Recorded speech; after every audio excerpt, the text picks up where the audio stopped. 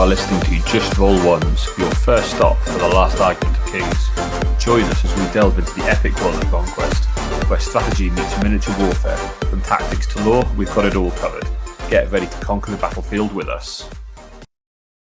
Welcome to Just Roll Ones, your first stop for the last argument of kings, your Conquest, the last argument of kings podcast, where this week we talk about that time I was reincarnated as a force-grown drone. I'm your host, Aaron, and today we're joined with James. And if you got that reference, you need to go outside more. What a great intro. What a great intro. Yeah. That was the least inappropriate, and I'm going to drop more in as we go. All right. Awesome. Yeah. How are you doing? Yeah, not bad, thank you. Like we were saying before, weekend's gone too quickly again. So yes. Very busy. However, I now collect 9 factions. So that's or soon to collect. Yeah. Yeah. Yep. I have pre-ordered already. Oh, have you? No. What have you pre-ordered? Actually, we should probably actually say what the episode's on. That's true. Yeah. So, what is that episode on today? It's already an amazing segue. Of course. So, today, James and I are going to be looking over the brand new faction, the Yoroni. Who are they, and why are they on my lawn? And that is a direct quote from the Sovereign, probably. So, we're going to be looking today. The way I've kind of set it out, unbeknownst to James, is I've kind of gone through. I've listed a lot of the characters we'd have a release date for, or the units we have a release date for. So we're going to kind of have a quick look over what the release of the faction is going to look like, how they play. At the end, we may mention some of the army list kind of entries that haven't got a model release yet. But if you're really excited about this new faction, or you've got a weeb friend that you'd like to get into the game, this is the time for you. God, there was a lot of excitement about this faction. It really was. Yeah, who knew weebs were an untapped market in wargaming? Oh yeah. It was because they kept it so secret, like keeping everything hush hush, even to the play testers and everything. Mm-hmm. But I agree. Like, I have not seen a faction with this kind of aesthetic before. Yeah, so I'm really excited by it. I think that Stavros must have been playing Ghosts of Tsushima quite a lot a few years ago when it came out.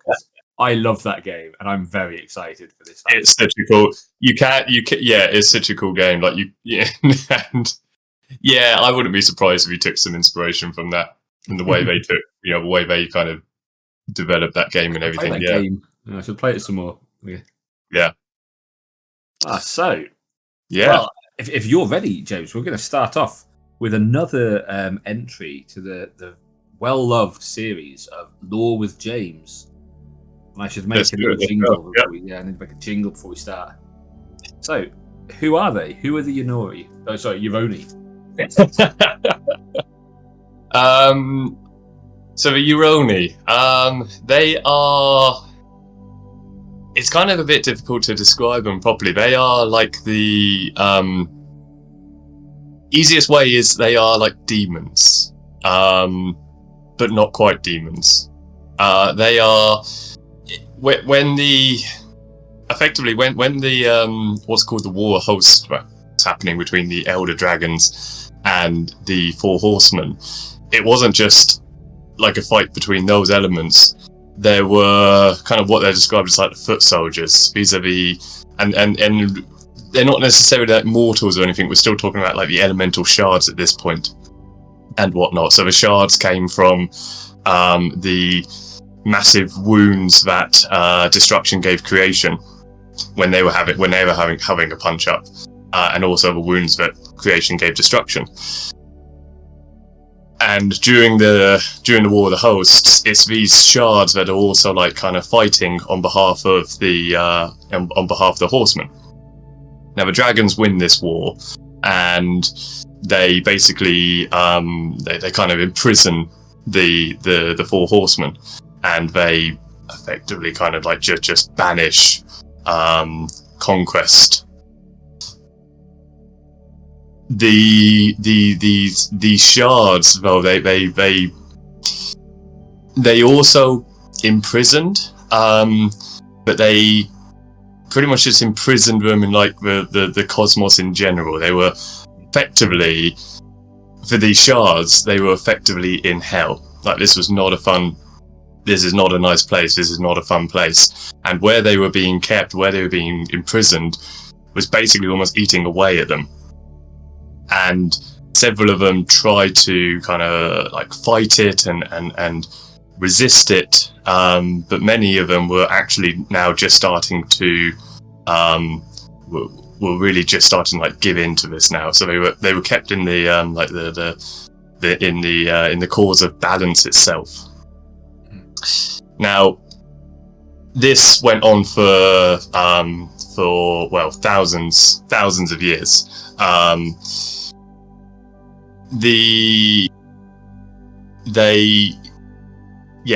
millennia they just stayed in this like internal prison of hell and torment, until the best way to put it, until really kind of religion starts coming into it, into Aya. So with the dawn of man, a few thousand years after the dawn of man, you've got this worship of some different forms of the four elements, almost like the four elements of balance. So, you know, you've got earth, you've got air, you've got water, and you've got fire. And these elements they're being worshipped in some form or another.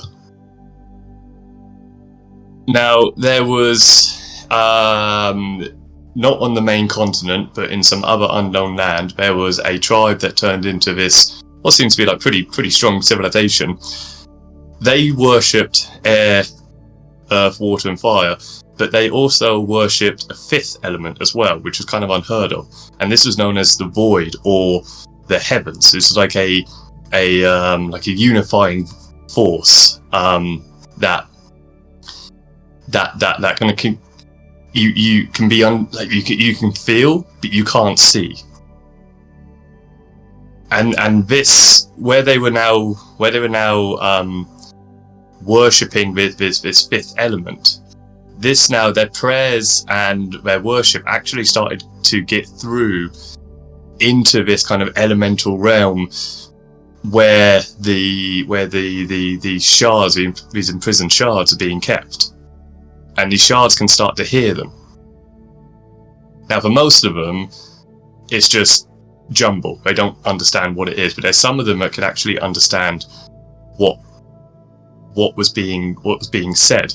It still took several hundred years for any kind of sense of being able to like grasp what power this could give them, until you get to one individual whose name is, and I've got it here, Shuten Doji. He's known as like the Lord of the Ascent. He was basically the first person to effectively, like, what's known as like climbing the first step, climbing out of hell, out of this prison, towards these prayers and towards basically the heavens. And interestingly, Shuten Doji is actually come from Japanese mythology. So Yoroni, the faction, is based on the Japanese mythological creatures known as the Oni. These are pretty gross, demonic. Have you ever seen like a typical like kind of samurai, like a samurai armor face mask kind of thing, like big fangs and all that? It's actually based on like a Oni demon themselves. They're kind of cannibalistic, they're pretty big, they're pretty ugly, and they're infamous for being able to swallow a human whole. Now, one of the most famous Oni is actually called Shuten Doji as well. And he was like one of the first Oni to be depicted in paintings in the 14th century. So there's just a little bit of nerdy history there with that as well. But yeah, so Shuten Shutendoji was basically the first one to make that step, start that climb. It's not that the others could follow him though. This, again, hundreds of years this took, but eventually he did come back. He was called the Lord of Ascent, and he named his people, these shards, the Yoroni, and they started to adapt their language to those who were like praying for them and everything. Effectively, what happens is this gets bigger and bigger. It gets more powerful, and more of them start to be able to start ascending each step at a time. These steps in this passage basically becomes this great big tower called the pagoda. This pagoda contains all the basically the main path of the pilgrimage. But there's they also call this pagoda the fivefold path, because you basically had to kind of cross 5 different domains. You had it started in the void, and you kind of went through the different elemental domains, and then you got and then the last final domain was heaven itself, and heaven to them is basically the world of immortals. So they kind of like trying to get up each step at a time, going through each of the different elements. And now, basically in like the modern day of Aya, now some of them who are particularly disciplined, powerful, they're now managing to kind of break into heaven, or not break, but they manage now to actually cross into what they see as heaven, but what is our mortal realm. And this pagoda is a whole civilization in themselves. They now they produce things, they make things, they have a set language, everything else. Like this pagoda is their world, but it's what allows them to start crossing into ours. And it's very good for outdoor weddings as well in their society. Very, very good for outdoor weddings. Yeah. So yeah, that's kind of a very rough intro into their lore. They're effectively kind of like demons. They're not evil though. The Yoroni aren't like evil. They are just I see them as just being lost, basically lost and a bit confused. They've been imprisoned for what is probably now like tens of thousands of years. They've got the chance of freedom. They're breaking out into what they think is heaven, which is just Aya, and they're kind of just wondering where are we and everything else. They're I see them as just being confused, not necessarily innocent, but definitely don't see them as like bad. Although they're like demons, don't see them as like that. They are like bad guys.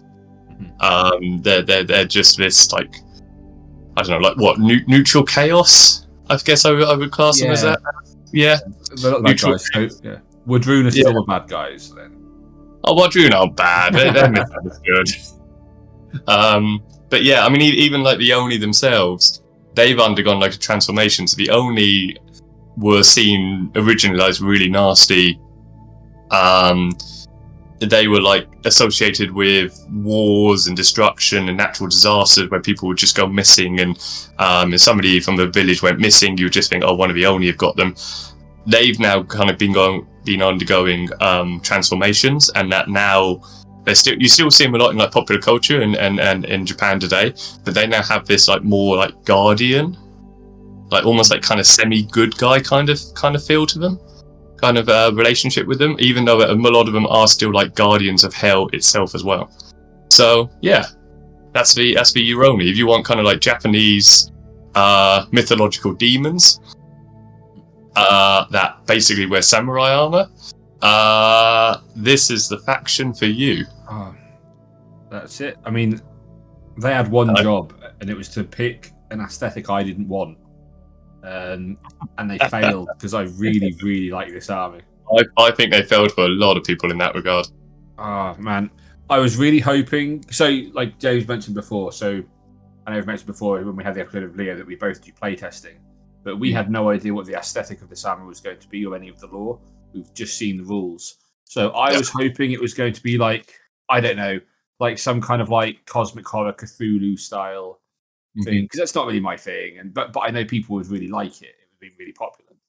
And I was like, cool, yeah, I'll play Nords. Yeah, that'd be sweet. And then, yeah, they've given us samurai demons. And like the thing that really sold it to me, as we'll see later on, was just a Tengu. So we'll come later on. Like, did you ever play Guild Wars? Oh, I don't think I did. No, I think I played it like very briefly. So Guild Wars Factions was an old one. Is probably my favourite game as a child, and still possibly one of my favourite games today. And so it's really, this was really a faction that I'm all about. So why do you think people, other than being sick and having only demons and samurai armor, why do you think people should play Yoroni? So who do you think would enjoy playing Yoroni? I think someone who enjoys very much the list building side of it. So this is we'll get into it a bit more in a bit, but this is a faction that you have a lot of choice with.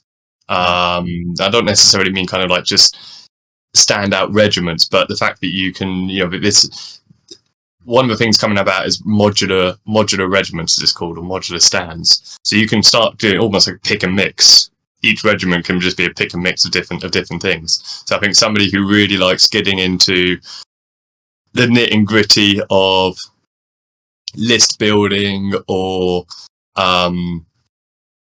combos, that kind of stuff, I think is going to really enjoy this faction. Probably someone who doesn't necessarily want a large army either. This army is predominantly brutes. I say predominantly because there are a couple of monsters in it, but that's basically it. Your two options are brutes and monsters. Or correct me if I'm wrong. There's one infantry unit, but we haven't seen it yet. Oh, okay. There's still that one infantry unit. Okay. Yeah.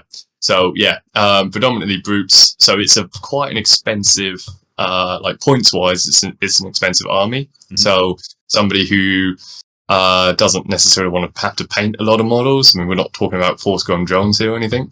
And that kind of appeals to me about it, to be honest, as well. Is the painting is going to be hopefully pretty straightforward, because one regiment is just 3 models instead of 12. Or 2. Or 2 even, yeah. So I think somebody who enjoys that that kind of technical side of it. This is a very unique faction in how they play. I know that all the factions have their kind of their own kind of their own things, but this one in particular, with how it plays, is going to feel very, very, very different. And I think someone who enjoys memory games as well, because there's a lot to remember with this faction. As well, with the different styles, or the different paths and everything. So yeah, I think it's going to appeal to. I think this is very much like the particularly like the thinking man's army, in that sense. Yeah. I know I've mentioned before the psychographic game profiles, and we spoke about them briefly in the last episode. Really nice comment actually. Someone wrote on the YouTube channel that would be really good, and I think we should. To do like a little triangle where we place the factions and kind of explain what each of them means. That'd be good. Yeah, for people familiar with the idea, I'd say that these are kind of like a mix between Timmy and Spike. So just as a bit of a brief explanation to that, like, so these are going to bring big brutes and monsters, and so your army is going to look cool. Like you're throwing big units of brutes and big monsters at your opponent, and it'll be really fun and cool. But also, like James was saying, it is a very tactical army to play.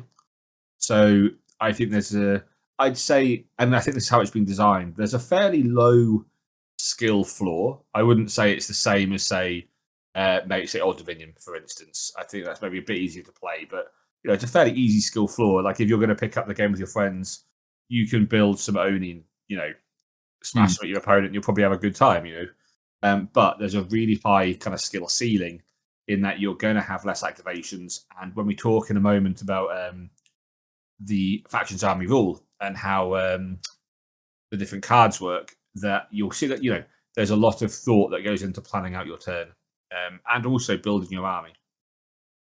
Yeah, 100%. Yeah. Yeah. And you'll probably see why we say it's a fairly easy army to get used to. It's to me, it's quite a forgiving army. Yeah. In its mechanics. But yeah, like you said, it has there is a very high ceiling with it. I can see if this army is played well, I can see it being very, very strong. Yeah, I think it's interesting. So the mechanic that I think makes it really forgiving for newer players or casual players also gives you a lot of depth, I think, into the faction and how it's going to play. So should we move on to the army rules? Yeah. So let's go over this really quickly. So essentially, the army doesn't have command cards like you would in a normal faction. So stands, regiments in this army don't use regular command cards. What you have instead are what we call ideal cards. And so these are used during the command phase to determine which regiment or character activates. So you still build a stack, just like you would with a normal faction. And there are 5 different ideals. There's Ka, which translates to force, Chi, which is resistance, Fu, which is unfettered, Shi or Shu, which is adaptability, and Mu, which is void. And when you look through the army list, you'll see that the different characters and units will have a corresponding ideal. Okay, so if you had a character and their ideal was Ka, you would add a force or a Ka ideals card to your stack. Okay? Yeah. When it then comes to activating when you draw the card, however, you can use that card to activate any model or any unit in the army that's on the table that hasn't activated yet. So still limited to 1 activation. Okay? So I can draw my card, and I can use that to activate any unactivated model. Now, if you use the right card, so the corresponding ideal to the unit, then you get an additional effect. So, for instance, if we mentioned the one before, the Ka ideals card, if I use that to activate a unit that has the battlefield type Ka, then that unit would gain +1 impact and brutal impact +1 until the end of the round. Yeah. And interestingly, it's worth noting you can stack these. So if I have a character in a unit, then let's say the character was Ka and the unit was Fu, or the other way around, I could use either of those ideals on that unit, and their effects would stack. And the really another really important thing to mention is that this army doesn't have access as standard to the entourage ability. So you're not able to chain your characters into your unit that they're attached to. So you're not able to kind of do like a double, car, and get impact +2, brutal impact +1. You can, but it's going to take 2 separate activations, or your opponent will get to react in between drawing those cards. Okay, so main thing to take away, you've got a bit of a different stack. You can activate any unactivated unit. If you activate the right unit, you get a bonus, and you can't use entourage as standard. I guess really quickly, do you want to just cover what the others do? I know I just mentioned Ka there. So just maybe go through the others. Sorry. Well, I missed that. What did you say, sorry? Oh, sorry. I was saying. So I've just kind of covered Ka, but did you want to go over the other 5 ideal types and the bonuses that they get for their units? Yeah. So you got Ka. You've also got Shi, which is the regiment gains the Indomitable 2 special rule until the end of the round. You have Fu. And James, what does Indomitable do? That's a good question. Indomitable lets you pass, or you just discard a failed resolve die equal to the number in the bracket. So if you have Indomitable 2, when you're testing for resolve, if you have 2 fails, you can just ignore them. Yeah, good. I always forget that one. Indomitable always always the one I forget. I always get it. I know actually. I always get it mixed up with like what's the one where you Tenacious. I always get the two mixed up. Okay. Yeah. But yes, you have Fu, which is the regiment adds +2 to its march distance for the first march action it performs this activation. Now this is really, really good because you'll see it when we go a bit later on, but a lot of the army has access to Vanguard. And Vanguard has changed now. Instead of just being a free march action, you now have a specific value to your Vanguard. So let's say you have Vanguard 4. What that means is for the first march action that you come onto the table, your regiment has its march value plus whatever the Vanguard is. So in this case, like Vanguard 4. So in a typical infantry regiment at March 5, would be going 5 plus the Vanguard 4, so 9 in total. Fu then adds to this as well. So if you had, say, that regiment, and because these are brutes, they're all pretty fast anyway. So we're talking about 7 inches, I think, on average. So let's go with 6. Let's say that they've got Vanguard 3, so they'd be coming on of 6 plus 3, which is 9, and then you add to this. They're a Fu regiment, so you add another 2, so that's 11 already. And then you've got the second march as well, which would be another 6. So they could be coming on 17 inches. Yeah. Or you even add on a character. Or a character even. You get an extra +2 on that. So they could be coming on 19 potentially on that turn too. So that is a really powerful one. Again, it's not just when they. It's not just when they come on the board either. Like this, if a Fu grants that bonus, it's just +2 to whenever you do your first action. So if you want to do let's say you've got a Fu character in with a regiment of Ka, then and they're pretty good on the charge, and you definitely want that charge to go off. You do the Fu character first to give them all +2 march. And then you do the Ka regiment, so they march, and then you just want to you don't care about clashing, you just want to get in, you just want to do a march charge. This just helps so much with it. It gives you that bonus straight away. Yeah, that's one of my personal favourites, just for the speed of it. You have Sui, which is you may choose a stand in the regiment and have that stand's command rules replace the current command rules until the end of the round. Now, you may be, this is going to be easier to understand when we're looking at the modular regiments themselves. But effectively, what it is each regiment has its own special rule. And because you can put kind of like one stand from like one type in with a stand of another, you don't get the benefit of both. The command stand, if you have, let's say, I can't remember any of the name of the regiments. Let me just bring them back up because they've all got really awesome names. So let's say you got a Kami. Let's say you have let's say you've got a Kami Ayakashi and a Kappabushi. They both got their own individual rules, but whichever you choose the command, choose one of them to be the command stand. Whichever one is the command stand, that regiment gets those special rules. So with Sui, what that means is that you can have that swap round. So if there's a point where actually you want to be a bit more fluid, you can have the special rule from the regiment or a stand in the regiment. That can be the active rule there. It becomes a bit more easy to understand when we look at the modular regiments themselves.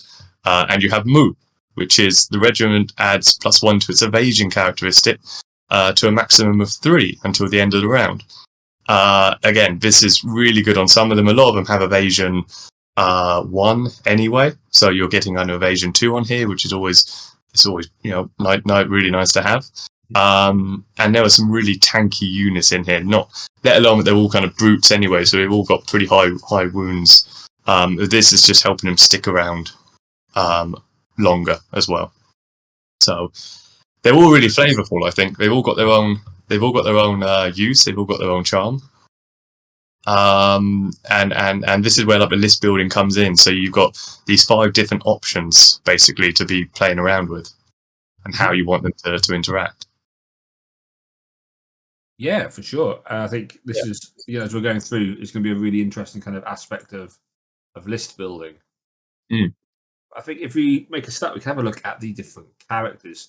So these are the characters we have a release date for, and will be out soon. By the end of February, I think it is the 28th. Yeah, is it? Yeah, coming out February. Yeah, something like that. I thought it was the end of February, is when I think. Oh, fair. Okay. And this is just. I thought I'd put this one in because I think this is just a fantastic model. Yeah. So this is the Kitsune limited preview edition. It doesn't say which Kitsune it is, so I assume it can be one or the other. Yeah. Yeah. You can see this here. is like this one here is like a particularly educated Kitsune. Yes. Yeah, you can So see. you can use her as one or the other. Yeah. And you can see, the Kitsune here. The theme here is just basically a fox lady. But I think this is a fantastic model. Really cool. I do. Yeah. So this is just, if you haven't seen it before, this is just the aesthetic of the army that you can be expecting going forwards. So I only just noticed he has weird feet. Look at that. Look at that little foxy paw things. Well, she's meant to be. She is like a fox lady. Yeah. I wanted to say a foxy lady, but not in that way.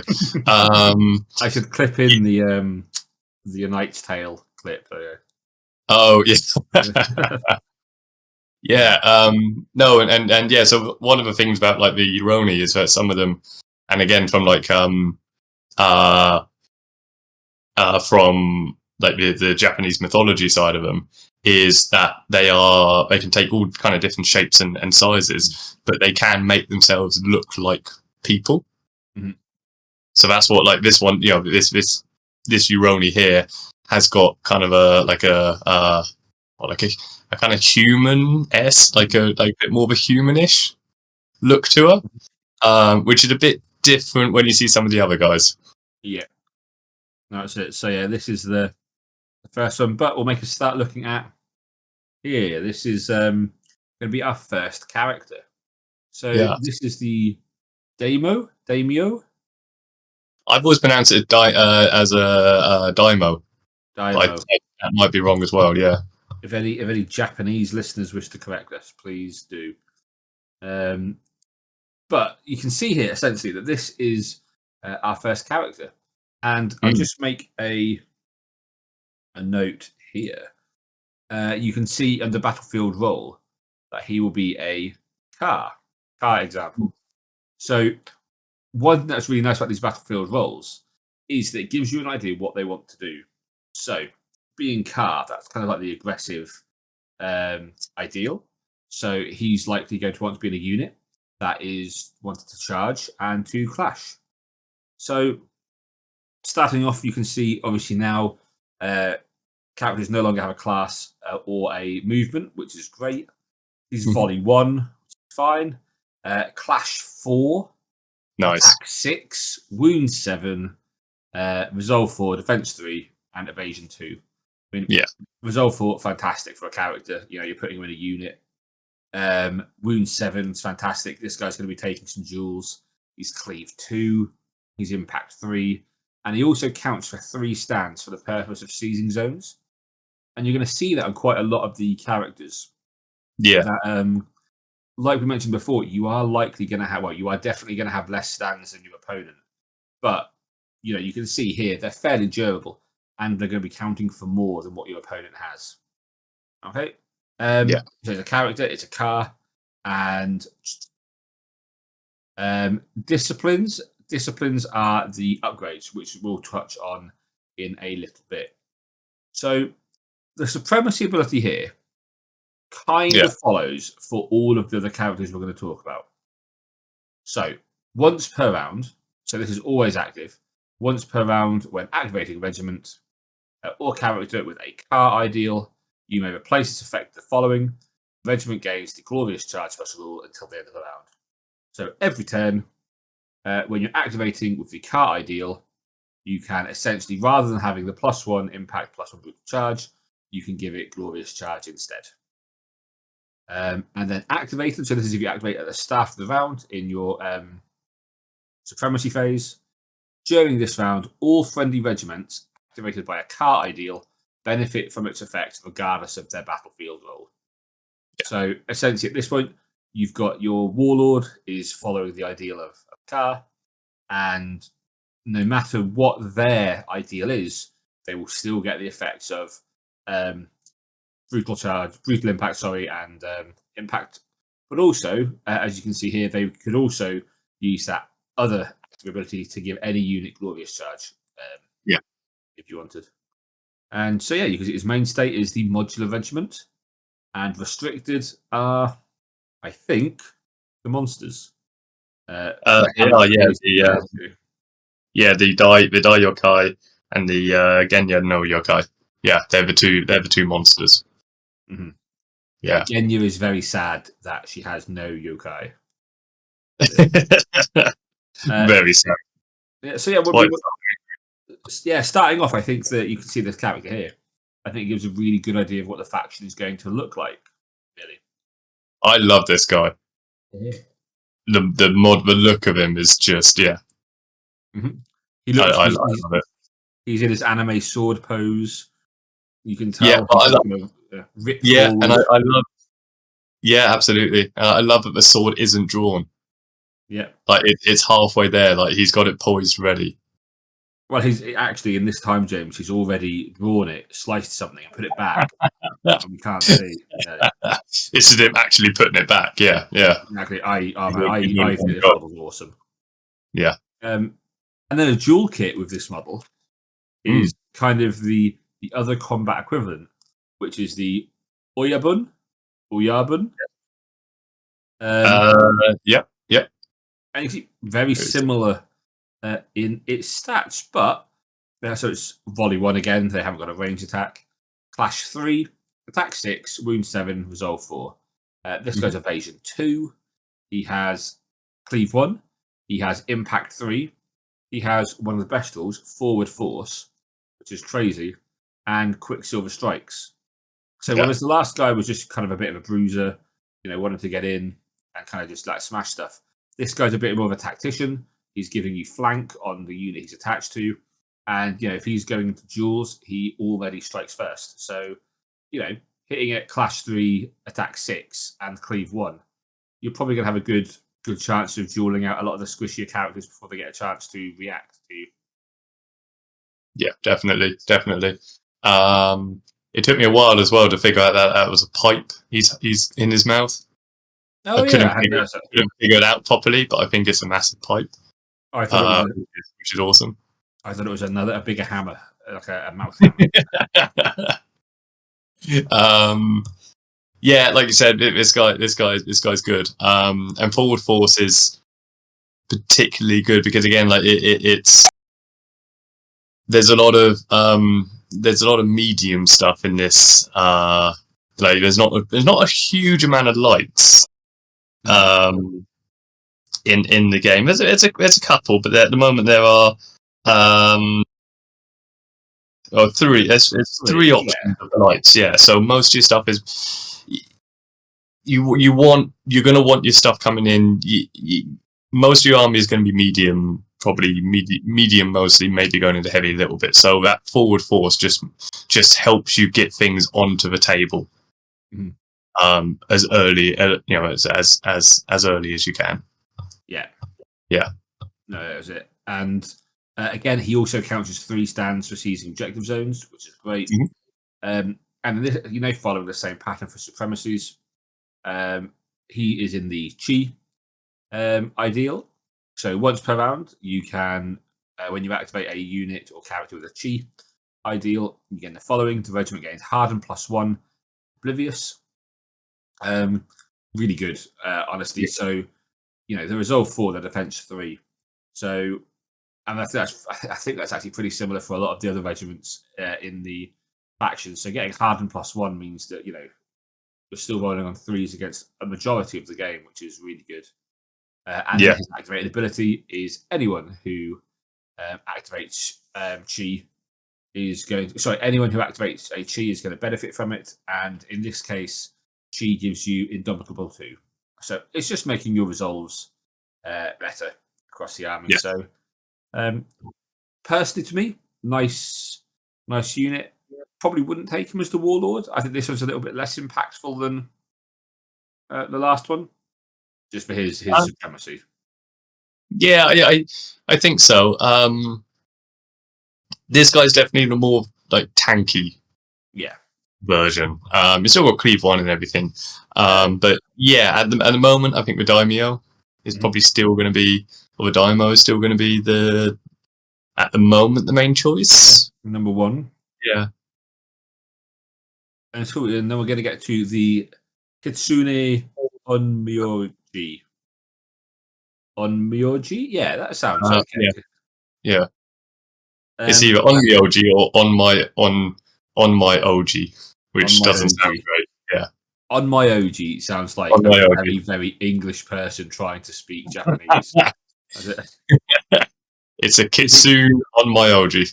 Yeah, do you think if we say it really loudly that it will make sense? Say it loudly and slower. Yeah. So, Kitsune on Myoji. I was going to say that these are the I've got the wrong. Oh, what a monster! Oh, what have you done? I've put the wrong slide on there. Give me 1 second, James. You just talk about this model. Talk about how nice. Yeah, I'll talk about them. I'll talk about the model. Oh yeah. So yeah, this model is. I mean, it's wonderful one. I was trying to figure out what the wavy things behind her were. And I thought it was like water or air to begin with, but it's tails, basically. There is it's like a Japanese, again, like one of the Japanese myths, kind of involve someone who can transform, or basically into like a nine-tailed fox. So think of like Ninetales from Pokemon kind of thing. Yeah. And that's what this is. I think that's what this is like representing. This is like one of the there's two forms. You got Kitsune on Myoji, and then you have the other one as well. This is Kitsune on Myoji is real kind of more the kind of brawler version of them. Sorry, I got that wrong. Not the more brawler version. Yeah. More magic ranged version. Sorry, I keep getting the two of them confused. This is, I think she's the only priest, or the only kind of spellcaster that's in the faction. And she definitely wants to stay far away. So she's got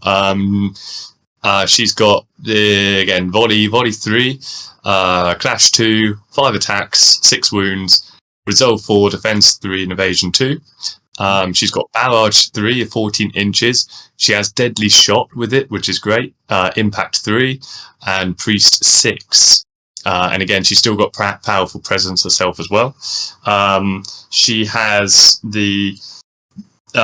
she's got a few different spells. She's got 4 that she can choose. Do you want me to go through the spells, or are we going to talk about it a little bit later on?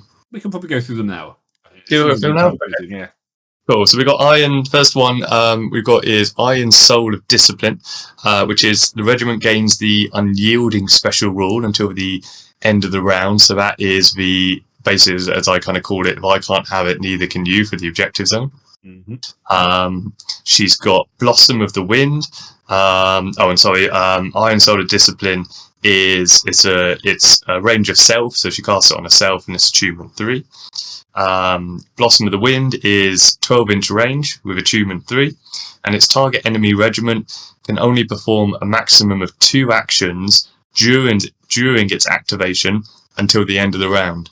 So this one is, there's quite a bit of like free actions you can do, like free shooting, whatever.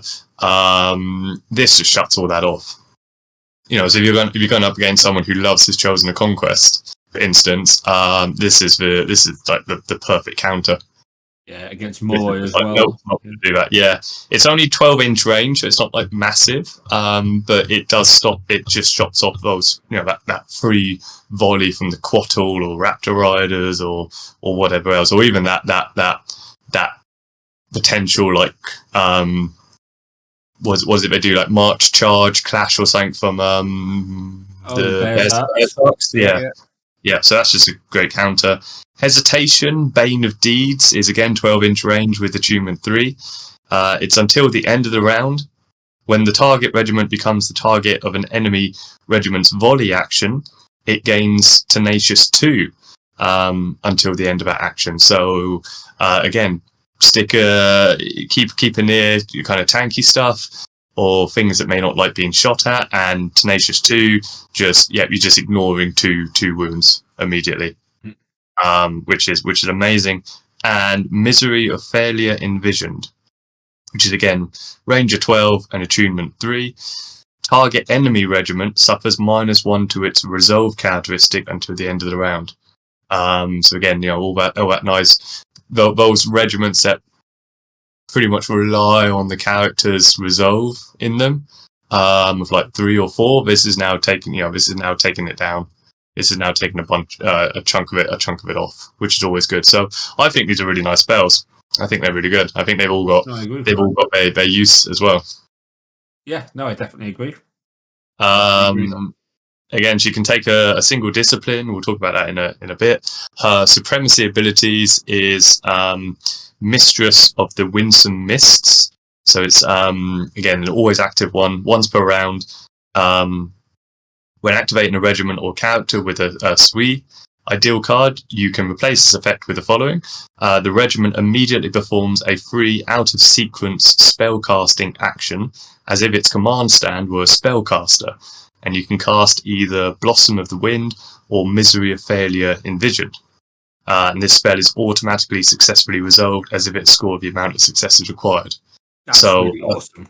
That's really, really strong. So effectively, they can any SWE regiment can just immediately be able to cast one of these two spells and have it automatically benefit. And just to say as a reminder, so yeah, Blossom of the Wind was the limiting an enemy regiment to 2 actions, and Misery of Failure Envisioned was them having to suffer their -1 resolve. So that's really good, and it's a free spellcasting action, so it's not limiting you either. So that's really good. That's probably the strongest one in the game. I think that's probably one of the strongest actions so far. Yeah. And also it's got an activated one, which again is during this round, all friendly regiments activated by a SWE ideal card benefit from its effects, regardless of their battlefield role. So you could effectively have a kind of any regiment be able to perform this this free spell casting action. Sorry.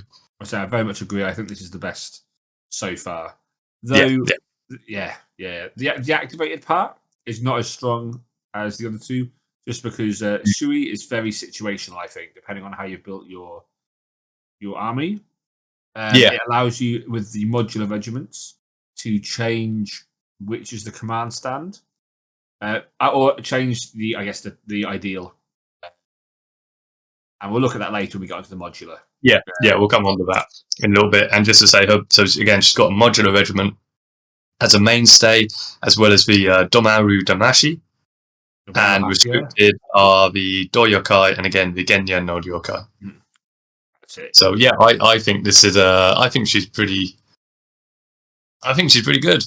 Can't argue with that. Yeah, fantastic. Definitely. And then we're going to go on to you've got her Yu-Gi-Oh sister. Yeah, Katsune Bakasu. Yes.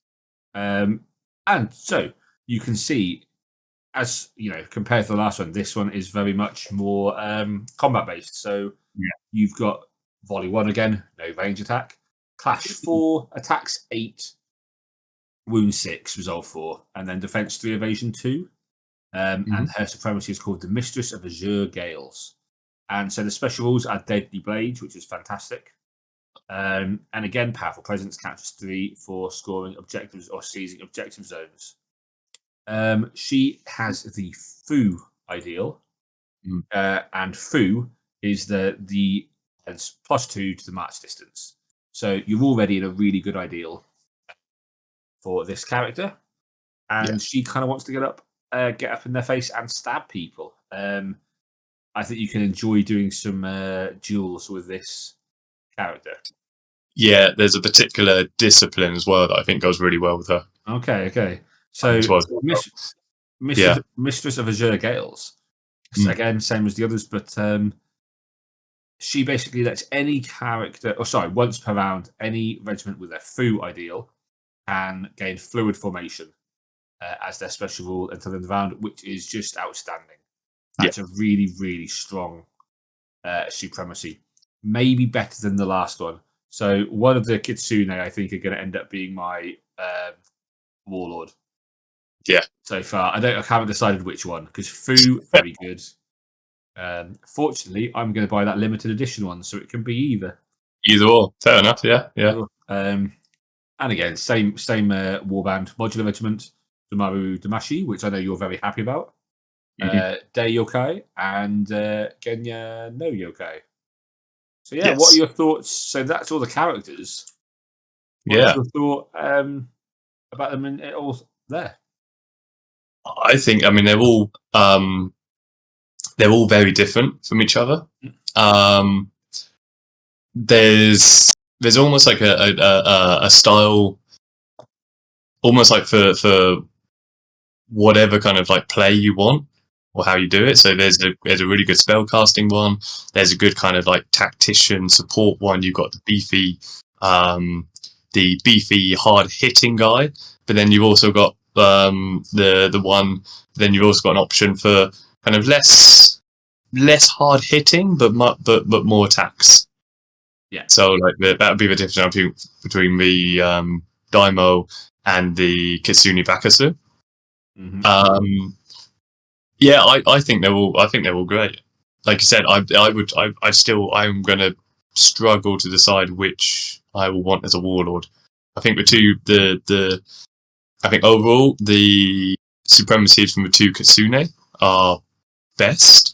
Being able to do that free spell casting action or being able to give a regiment fluid formation is horrendous in the best way.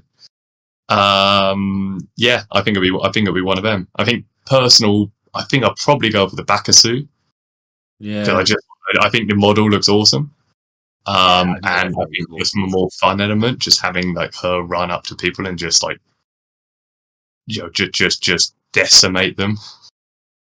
I want to kill Dave. I want to kill Dave's biomancer. That's what I want to do. Yeah, so I think one of them two, but no, I think they're awesome, and I'm glad that they're all coming out as well. There's only 4 of them, then they're all going to be available, which is brilliant. I think I guess we won't cover them all at this point, but it's worth mentioning that the other 2 characters are going to be 2 monster characters. Yes, there's 2 monster ones. Yes, actually, I forgot about them. Thanks. So there will be 2 other 2 characters, but they're not even being previewed yet, are they, or anything? No. The rules are in the pack, or the rules are out. So you can look at the rules and what they think, but no, we don't know when they're coming out. So we may cover them later on, maybe in the future. Yeah. And so upgrades. Now, you mentioned a few. I guess we don't necessarily need to go over every single upgrade, but which ones do you think are good? Are there any of note that come out? So I guess we want to have a quick check over. I was just saying. So the way that the disciplines work is you can have one discipline related to an ideal for every character you have of that ideal. So if you have one car character, you get one car upgrade. If you have two characters, you can have two car upgrades, but they can go on any character. So you don't have to match the type of discipline to the ideal of the character. But if you want to have a foo ability, you need to have at least one foo character. Yeah. Okay, so there's a lot of good ones here. Actually, the upgrades I think are really. You want to? I mean, do you want to pick? Do you want to pick one from? Do you want to like alternate between the different paths and pick our favorite one? We can go through. Yeah. So, what's your favorite for car? For car, it's probably it's my favorite one is the way of the Kensai. Mm-hmm. Oh, it's probably not as good as the other one, but it just sounds more fun to me. So way of the Kensai is 40 points, so it's pretty expensive. But this character gains the Quicksilver Strike special rule, and dual actions issued by this character cannot be refused. Again, just what Quicksilver means is you strike first in a duel. So normally the characters hit each other and you roll simultaneously. If you have Quicksilver, you strike first before the other person gets to roll, unless they have Quicksilver as well. Now, if you combine that with, let's say, the Daimyo, who is 6 attacks /4 with that cleave 2, or even the Kitsune Bakasur, those 8 attacks and deadly blades, you can probably say goodbye to your character, to be honest. Yeah. Or the opponent can probably say goodbye to their character. Yeah, I think at the end of that. I think that's a really cool one. It's 40 points, so it's on the steep side. Though the one I was going to say, which may be the one that you thought was better, is 30 points, so it's almost the same. And it just gives the characters attached to Terrifying One. That one, yeah. The other one I was thinking about was the Kenshibu Dancer. The Dancer, yeah. Yeah. So that one's 15 points, and every time the enemy regiment fails a defense roll against wounds by the character, that they basically count those wounds as double for the purposes of resolve. Yeah. So yeah, to be honest, they both probably work pretty well. It depends, I guess, on how many wounds you expect your character to do. But yeah, I think I'm just picturing like best case scenario, the Bakasura of 8 attacks. Let's say like they failed 5 of them, but there are like 3 6s, so it's like 8 wounds go through. Yeah, that's then 16 dice they have to do. There's like the 16 resolve tests they have to do. That's true. Yeah, on that's probably probably a good what choice. The regiment has done. Yeah, on top of what the regiment has done. No, that's probably a good choice. So car, all good. All good. All about yeah. And the next one we'll do is Chi. Okay, which one for Chi do you reckon? I mean, I'll be honest. The trial of the Hakari Ishii is very good. Yeah. So tenacious +1 up to a maximum of 2 for 25 points is very good. I think. Yeah.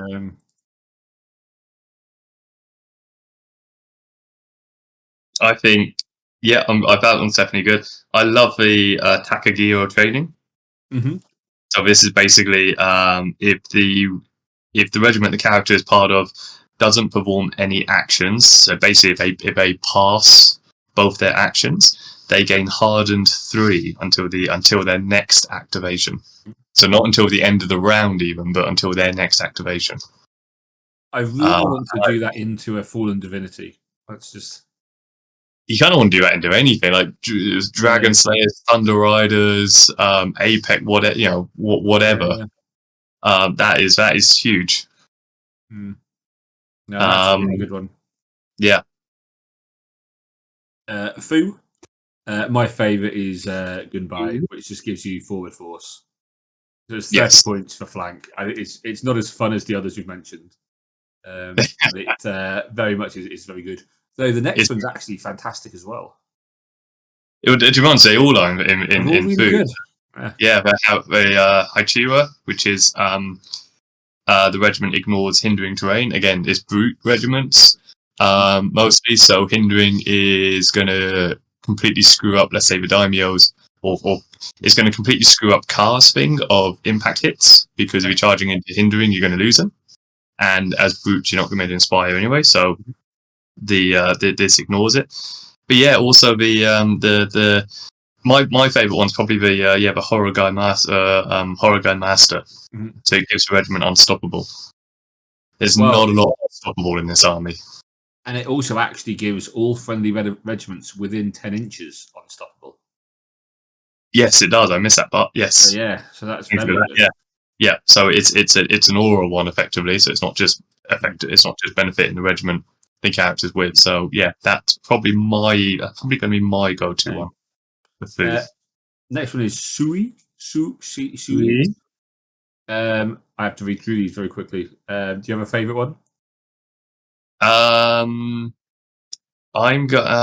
This is one where I've struggled to think of one properly. Mhm. Have you got a particular favorite? No, not really. I mean, I think I do like the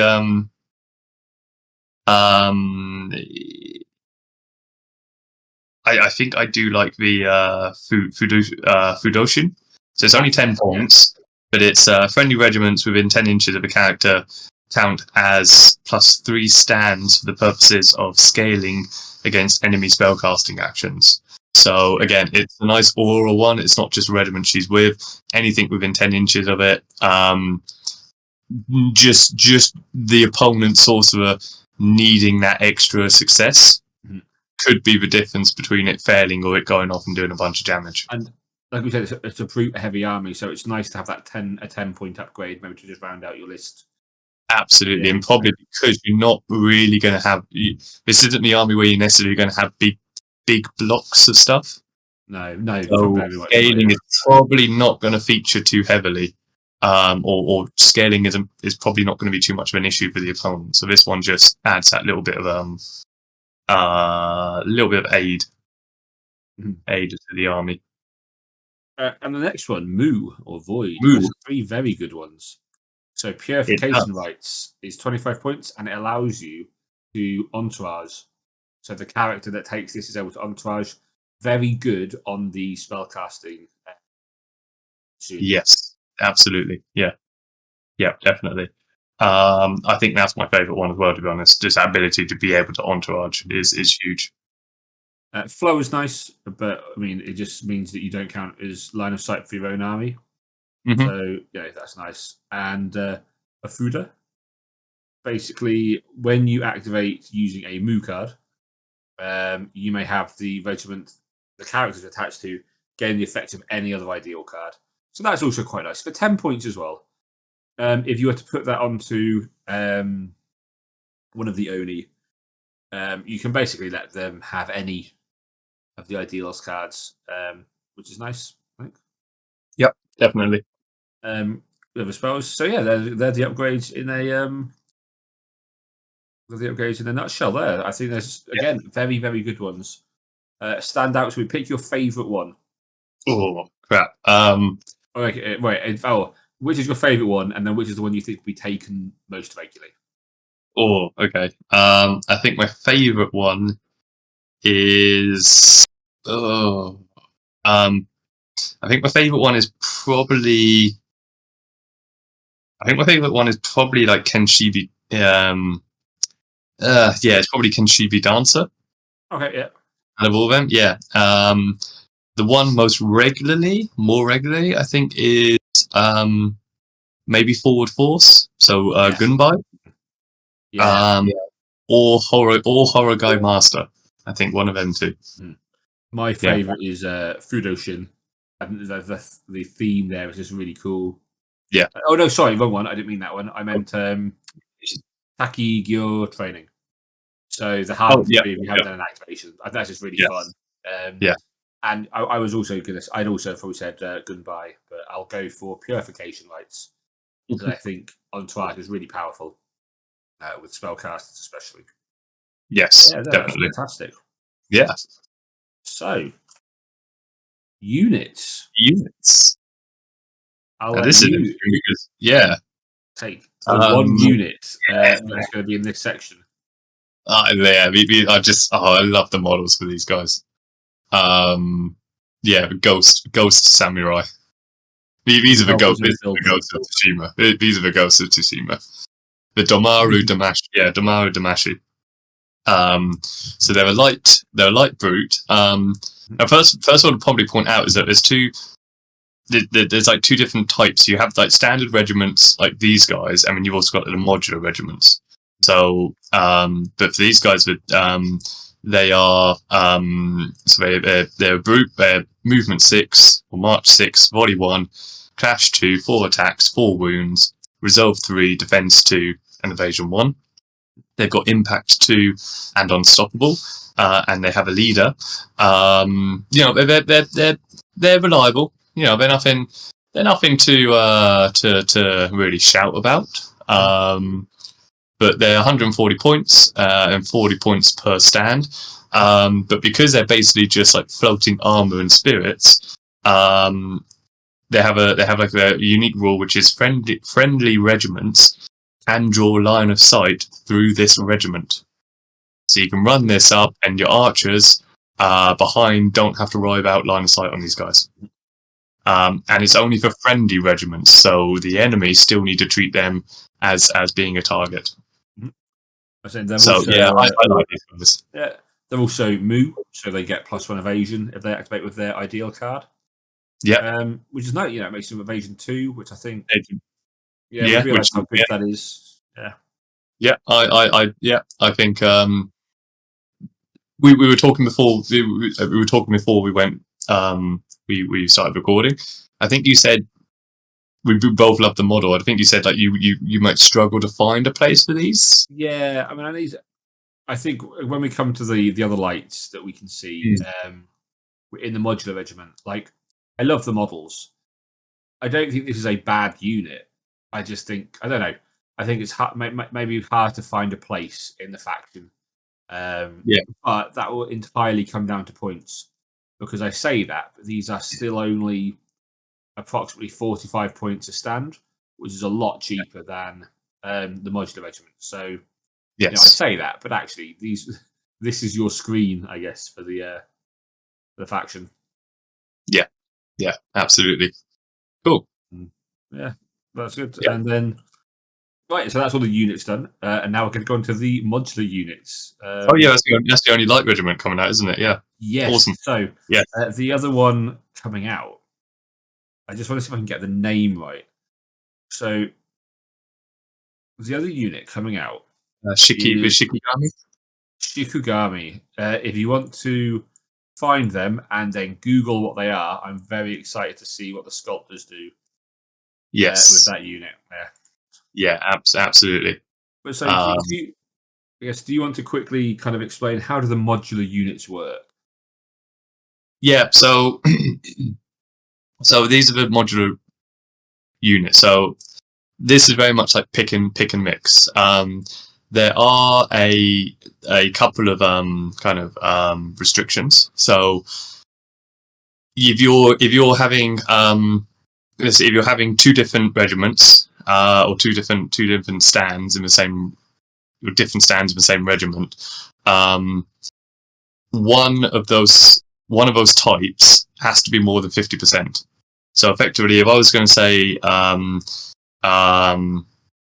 let's say I have some origami warriors in with some kami ayakashi, and I want 3 stands of them.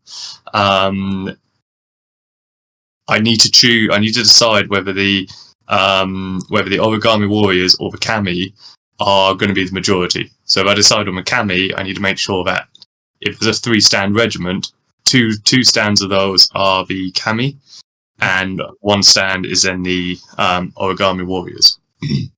The other restriction is that you have to have at least 2 stands per regiment. So it's not the 3 minimum for this, as you get with like other standard regiments. You do just need only 2 stands, but you still need at least 2 stands as well. They have to also abide by their lowest march value. So there's different values, and so and yeah, every stand has its own command special rule. And I think I was saying beforehand, if you've got let's say you've got like let's say you've got two modular stands in that regiment, and they're different, so they have the different command rule. The one that you've chosen to be leader, that will be the one that has the command rule active. And it affects the whole regiment. So it will, so that leader stand that has the active command ability, that will also then affect the other stands in that regiment as well. It won't affect the it won't affect the character that goes in with it as well. It won't affect the character, because this is done in the list building stage rather than it being like an active kind of thing. And when they perform a clash or a volley, charge, that kind of thing, that impact hits, it's all done on each individual stand. So you could have different stands with different clash characteristics. You don't just use like the highest or the lowest. You kind of go through them individually if you have anything different. And I'm just checking I haven't missed any. And then the leader, they have to use the leader's ideal card type. So again, you could have, say, Kami and Mu. The leader, let's say the leader is Kami, so that means that the regiment will be benefiting from the Kami stuff only.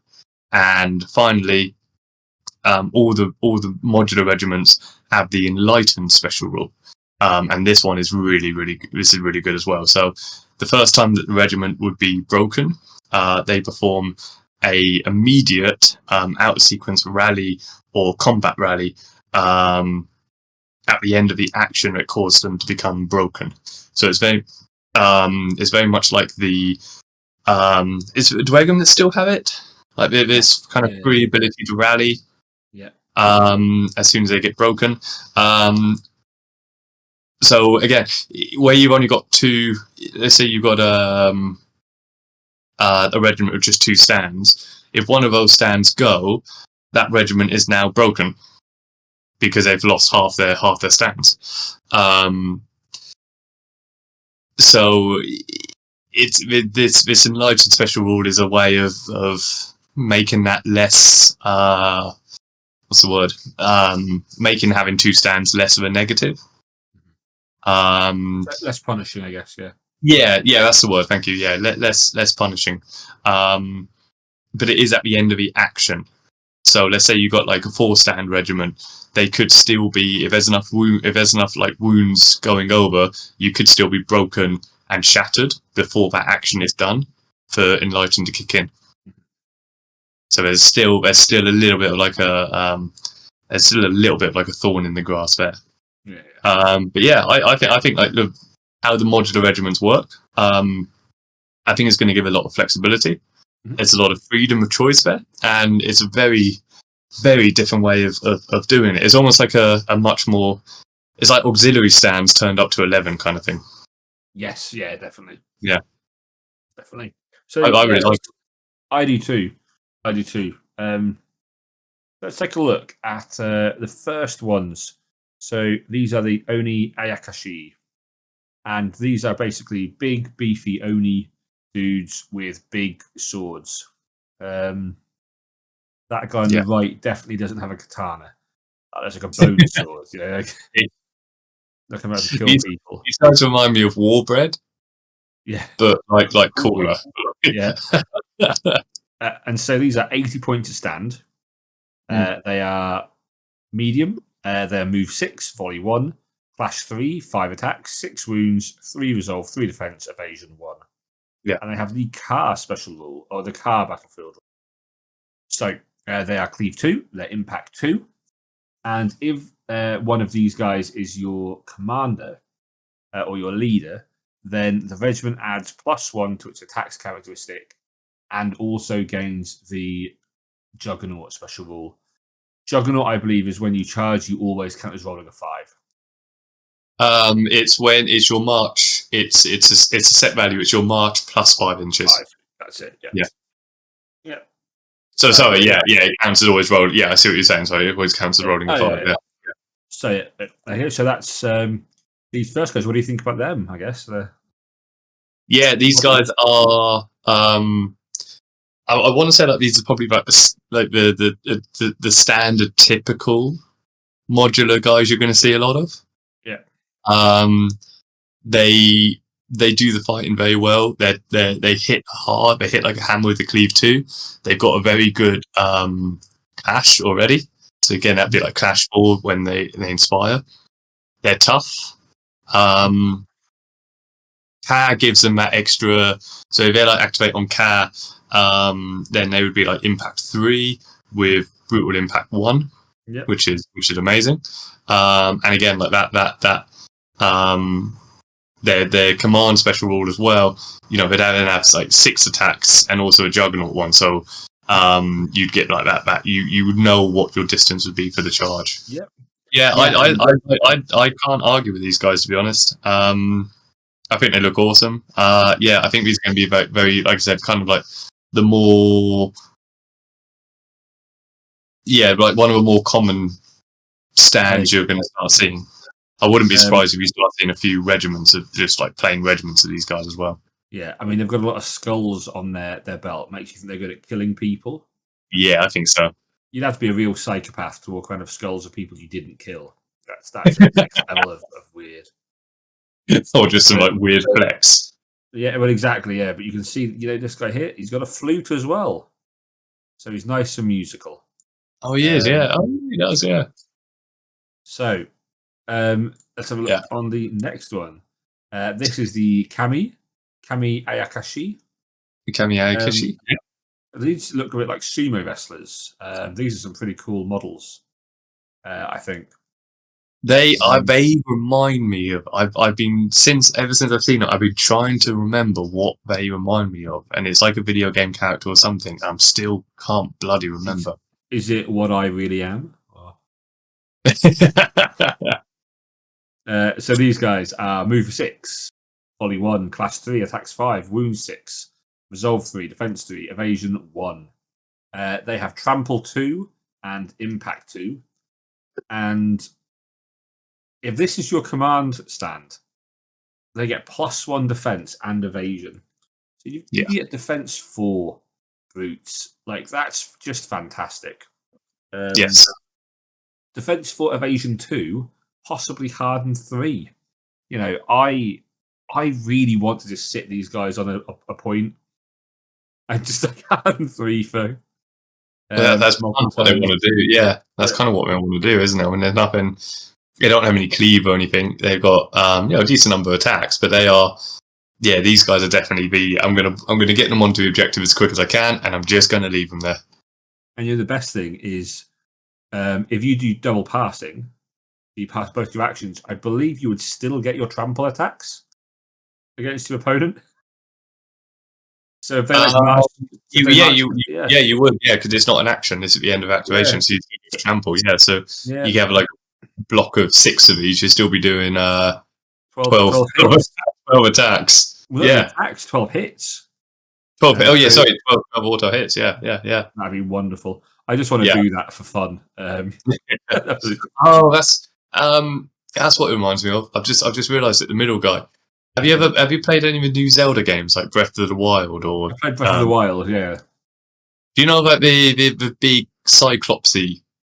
Oh yeah. That's what the face reminds me of. That's what it reminds me of. Yeah, definitely. I think the guy on the left has a very nice, happy face. I like him. Oh yeah, these guys look pretty jolly. Like these guys look smiling. I'd chill with these guys. I'd go for a beer. You'd have a good time. Yeah, you don't want to take them. Yeah, definitely don't want to offer to pay for their meal. No, like these guys in their lore, they eat and drink a lot. They sound fantastic. Particularly drink a lot. Yeah. Oh yeah. So this is the gamer representation in the. Well, that's half our viewership gone. Or half our viewership gained.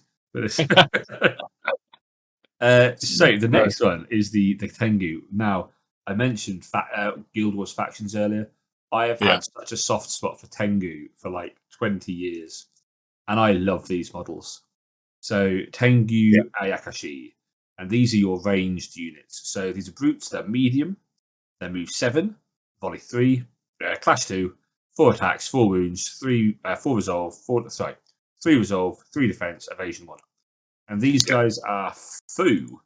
And if I remember correctly, Fu is the movement one. Fu is they add +2 to their march. Yes. So these guys are the speedy ones coming on. So if they're activated with their normal ability, they can move up 9 and then shoot.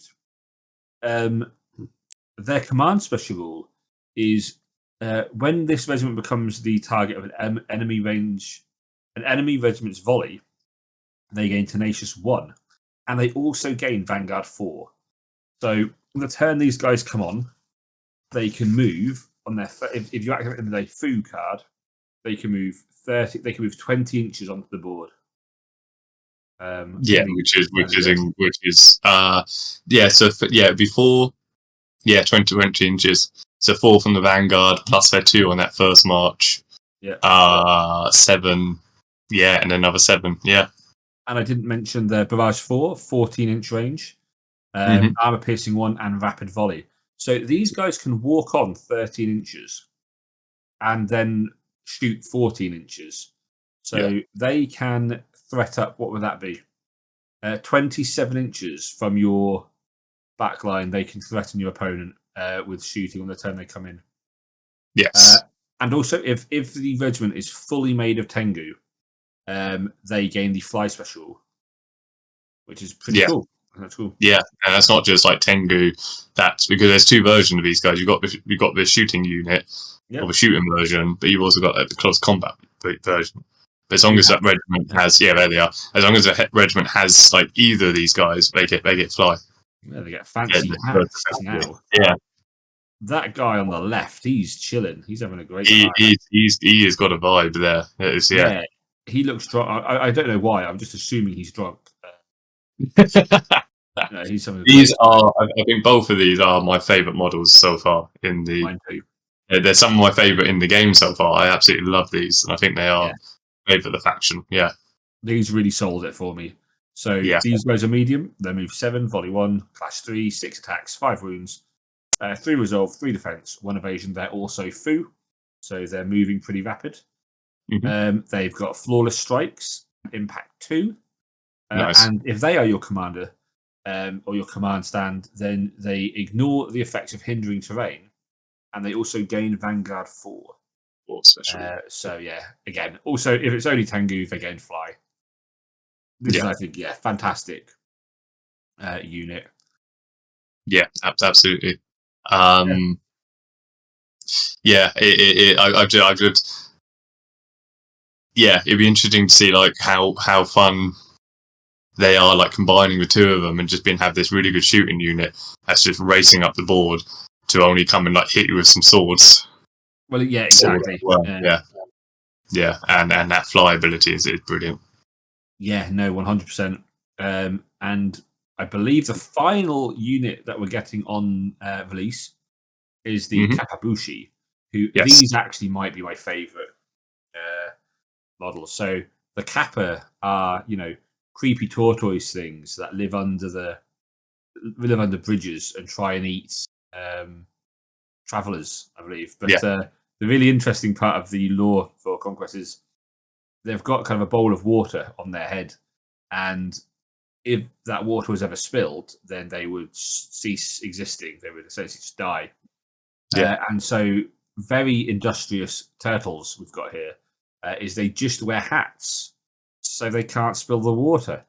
I was like, that's genius. This is like a full-on cheat mode that these guys, they've got their invulnerability hacks put in. What's that mean? Like evolve, adapt, overcome, or something? Exactly, yeah. And these guys are movement 6. They're clash 3, 5 attacks, 6 wounds, 3 resolve, 3 defense, and they are Shui or Shui. and that is the adaptability one.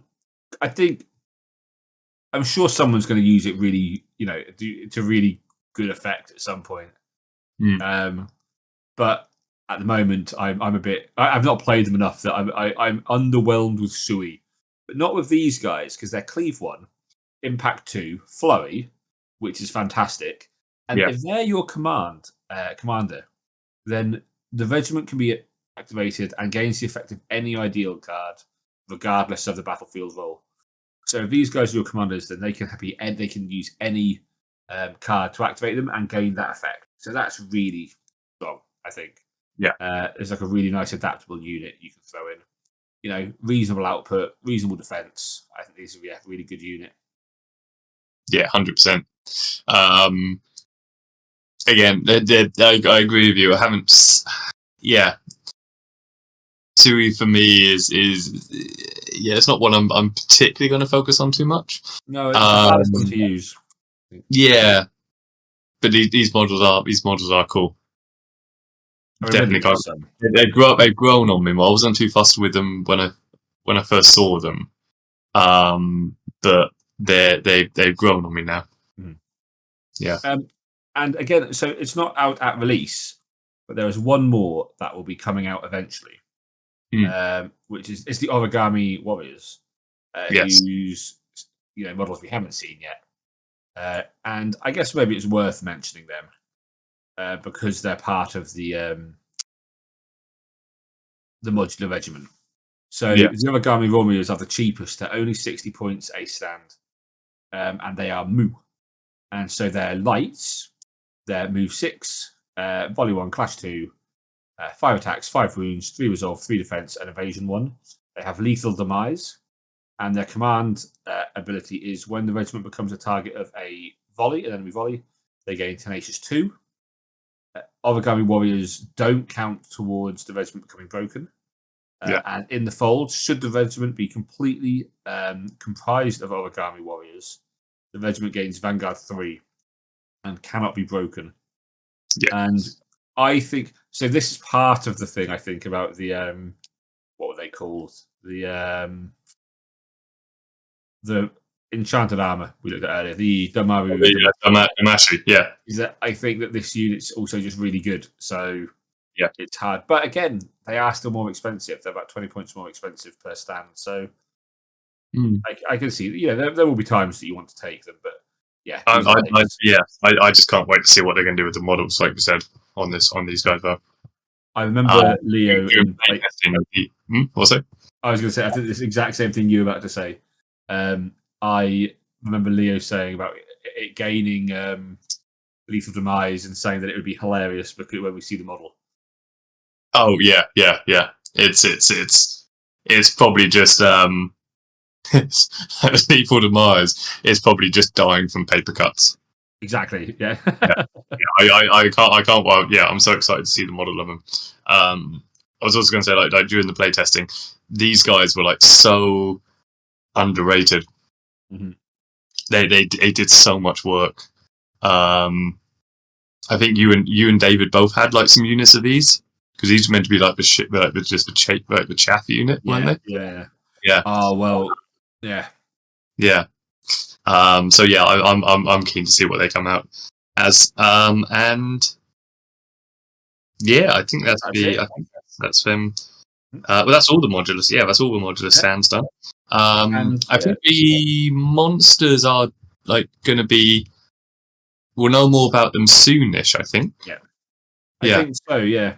I didn't create a page for those two. But there are also 2 monsters coming out. Did you want to quickly talk over them? Can do. I mean, I won't. Yeah. Let's have a look at them. So we got the Jogumu. Sorry, no, that's the.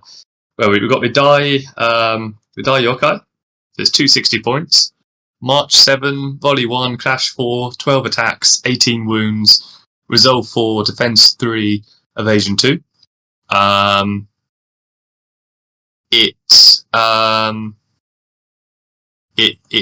battlefield role is it has all 5, but it adds the same ideal card as the Warlord, basically. So you can kind of like whatever warlord you've got following the ideal. This is going to be following the same one.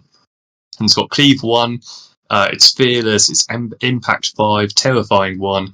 Vanguard 3 with Unstoppable. And it has a special action called Aijutsu, which is it's an out of combat action, and this can only be performed in the regiment's first action.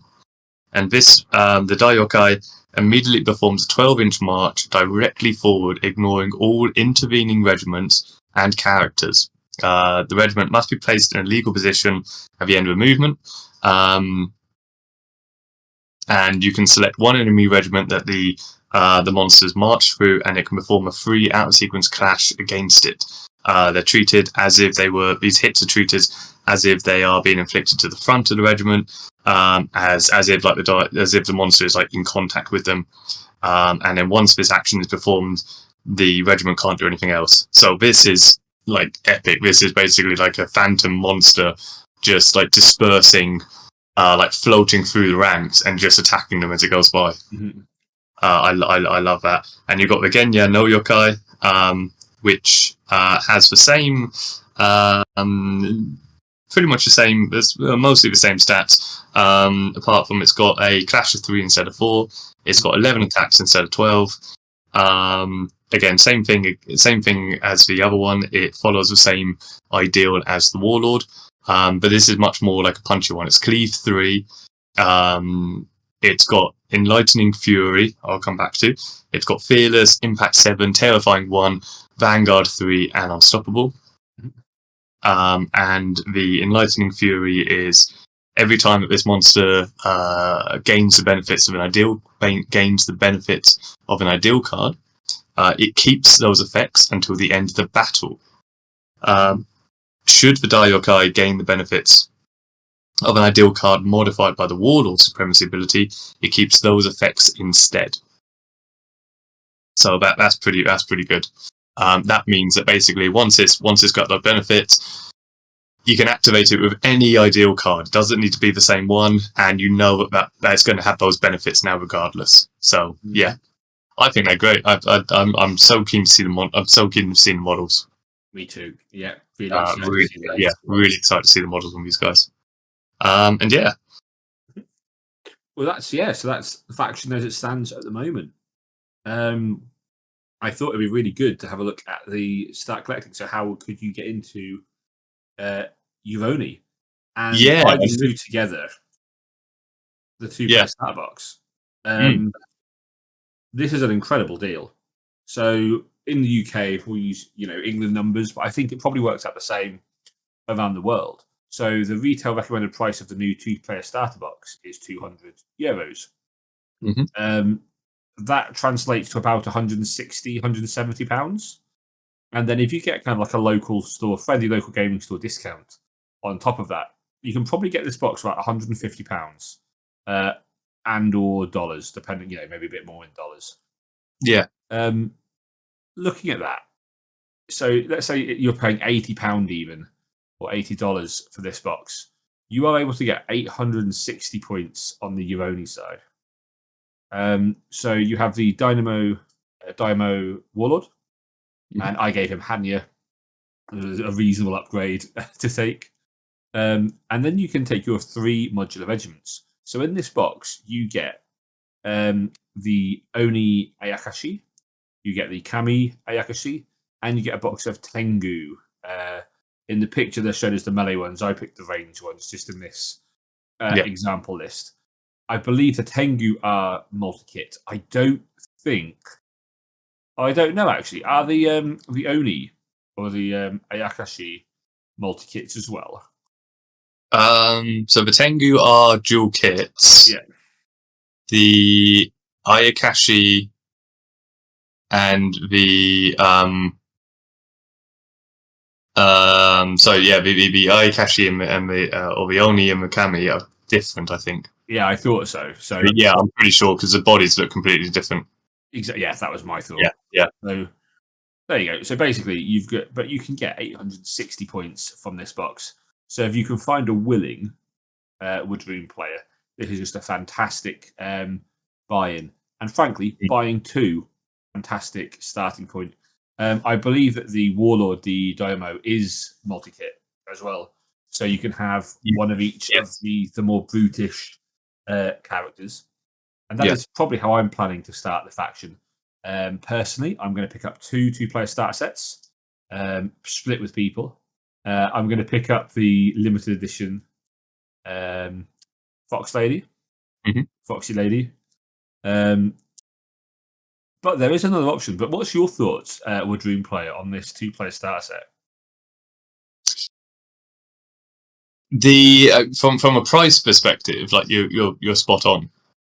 You know, you for about 70. Yeah, you could probably, let's say in the UK, we could probably expect to pick this up for probably about £150.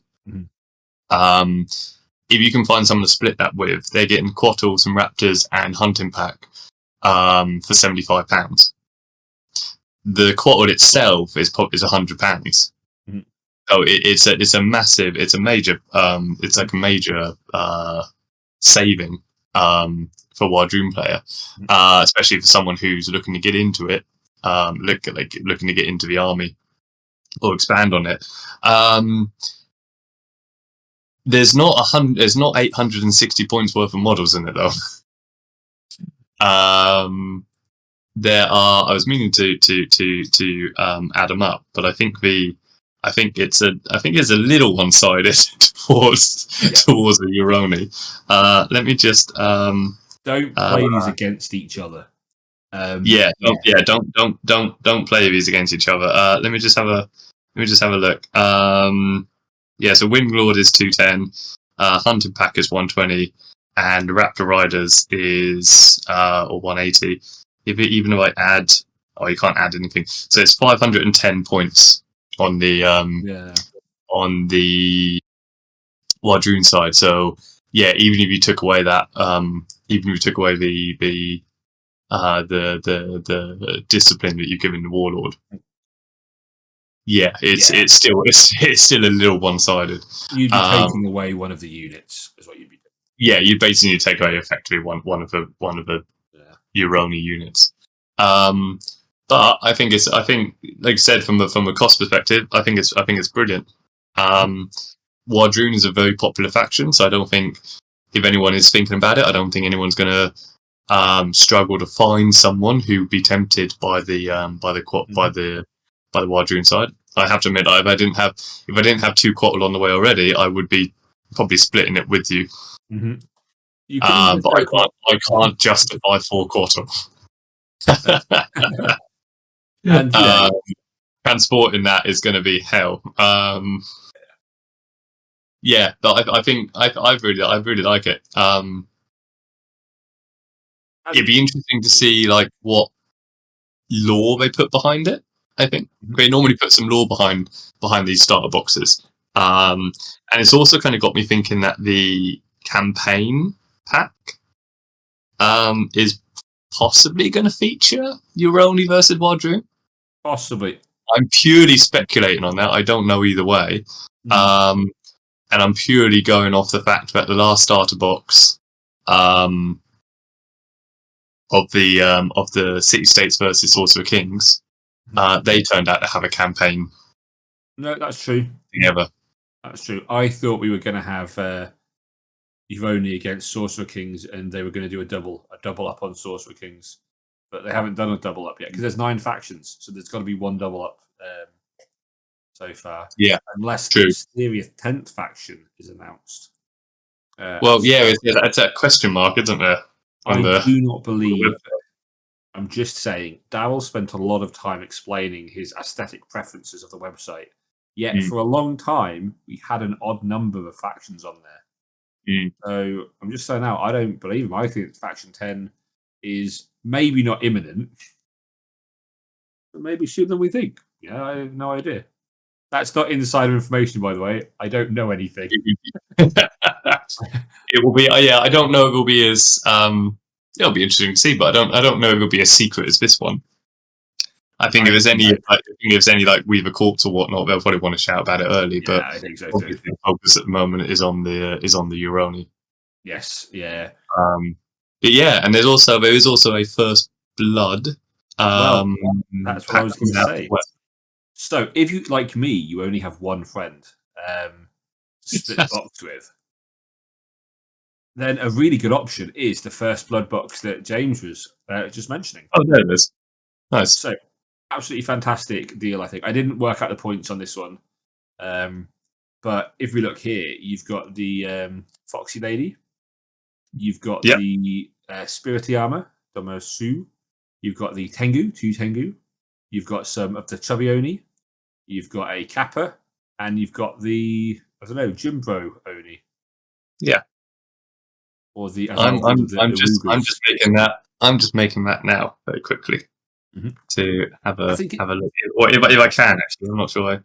Gomu Damashi, and then it's about 800, about 700 points. yeah, I can make it. Yeah, it's roughly modular regiments. Yeah, it's looking at I think around kind of like 600-700 points or so. So Which you is could not bad. buy, I'm probably going to pick this up. I'm probably going to pick this up myself. yeah, and I think it was about £100, €100. Yeah, So yeah, you could buy the two-player starter box, you could buy this box, and that gets you straight to 1,500 points. yes, And like we said in the, like we were saying when we were going through these different units, like they're all pretty good. You know, there's nothing that you're going to be getting that you're not going to use or you're going to feel bad about using. no, So I did also think when this was being previewed, quite often in First Blood, like you get like one Fenrir beast pack, and I've always thought, what on earth am I going to do with one Fenrir beast pack? Like, you know, but with yeah, this faction, because of modular regiments, you are probably going to want, you know, a couple of one-ofs of your different types. You know, you're probably definitely going to want at least one box of each. Maybe you're not going to run a full unit of Kappa, but you might want to put one in a unit. yeah, Um, absolutely. Yeah, yeah, you've got 4 regiments there. yeah, You've got you've got at least 4 regiments there. Yeah, and you've got the cool Fox Lady. and a cool fox lady. Yeah, which can be she's dual kit as well, so you can make her. I think one or the other as well. Yeah.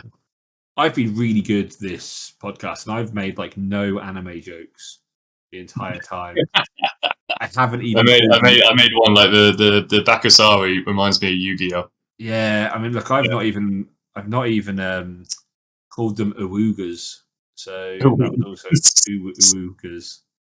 Um, I had so many jokes. Yeah. Yeah, To be honest, like yeah, it's yeah, and I'm not even getting like that. Okay, there's a couple like anime things on the big guy there with the middle with the like open belly yeah. armor or open mouth armor. Um, but like honestly, they do look so good now. They do. They do look so Yeah, good. I really like them. I think this is, yeah, like I said, this is probably one of my favorite aesthetics of a faction so far. But I mean, I feel like this you've got this model, Yeah. so you know you do have peak anime at that point. You kind of you kind of do. Yeah. But again, like it's quite a nice kind of shout out to like the Mhm. like the mythological like Nine Tails lady kind of thing. Yeah, And yeah. she's got all these boxes around her. It looks awesome. I don't. Yeah, it's. I do want to pick that model up. And I think I might try to. Yeah, I've asked for a store to pre-order it for me fair. already. Yeah, I really like it. I think it's awesome. And Yeah. that's actually another really interesting thing that was said in the happy hour that they're hoping to do a kind of a artisan or a founders edition for each of the characters for Yoroni. Oh, really? So yeah, so they're hoping to get Oh, some. cool. So yeah, Stavros was saying that there's loads of ideas that like didn't make it into the final cut of the model. So they really want to do some founders editions or it's I, so I, yeah. it's not a founders edition. And if you're listening slash watching this, it's not a founders edition. So there aren't limited copies of this model being made, but No. there is a limited time to purchase it. So I believe that end of March or April, is when this model's going to go out of manufacturing, basically. Yes, yeah, but yeah, this is this is the preview, the limited preview edition. One. So I thought you were referring to artisan models. No, you can buy as many of this model as you want, but only for a certain amount of time. Yes, yeah. So while everything's on pre-order, so basically, if you want this model, order it now. Don't wait on it. Yeah. No, I'll be ordering it too. Okay. Yeah. So, amazing. I guess that was fantastic. Love this. If you want, in the comment section, interestingly, all of the different units, all the different models have some kind of musical instrument, like I pointed out here on this Oni guy. So if you want, in the comments, comment down what instruments things have, because I haven't seen them all.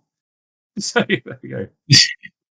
Okay, I'm going to be engagement farming at this point. Yeah. What other controversial things can I say to convince people to comment?